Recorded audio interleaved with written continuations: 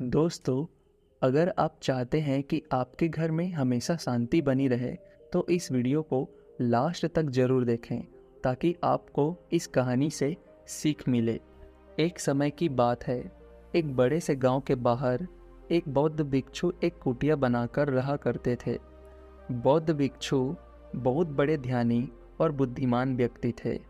हर रोज़ जब वो भिक्षा मांगने जाते थे, तो अक्सर कोई ना कोई उनसे अपनी समस्या का समाधान पूछते थे और बौद्ध भिक्षु भी बहुत ही आसानी और बुद्धिमानी के साथ लोगों की समस्या सुलझा देते थे। ऐसे ही वह भिक्षा मांगने के लिए वो एक गांव के सबसे अमीर व्यक्ति के पास पहुंचे। उस अमीर व्यक्ति के घर में एक बहुत बड़ी समस्या थी और वह समस्या यह थी कि अक्सर उसके घर के लोग आपस में झगड़ते रहते थे।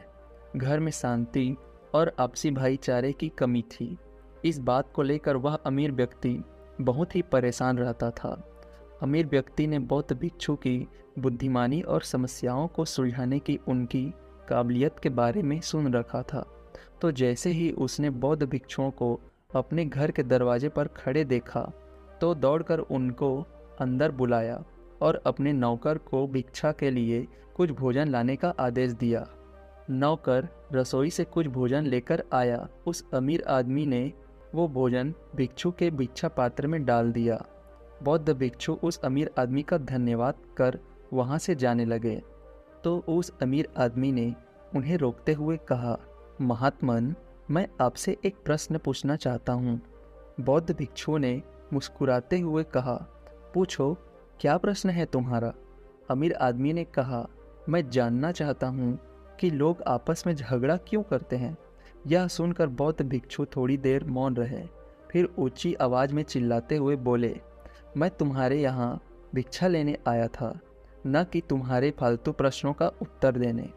भिक्षु के मुंह से ऐसी बातें सुनते ही उस अमीर आदमी के क्रोध का ठिकाना न रहा।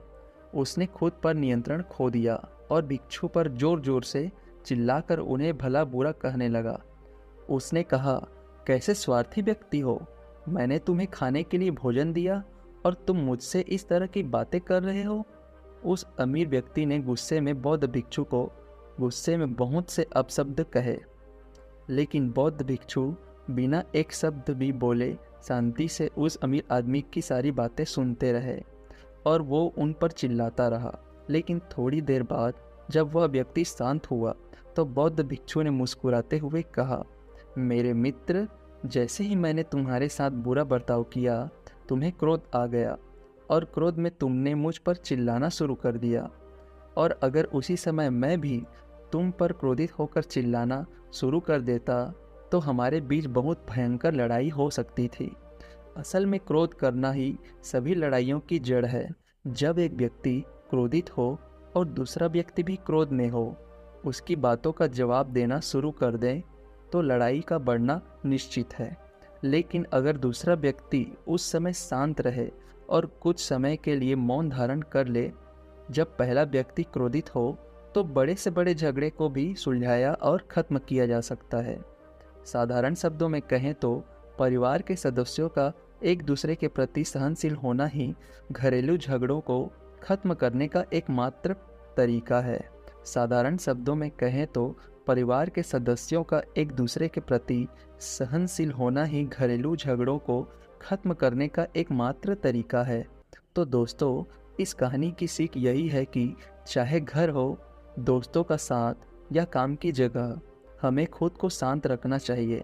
और अगर कोई हम पर गुस्सा भी होता है, तो जहाँ तक संभव हो सके हमें शांति से उसका उत्तर देना चाहिए, क्योंकि जैसे ही हम अपनी शांति खोते हैं और सामने वाले पर क्रोधित होते हैं, तो छोटी से छोटी बात भी बड़ी बन सकती है और हमारा बड़ा नुकसान कर सकती है।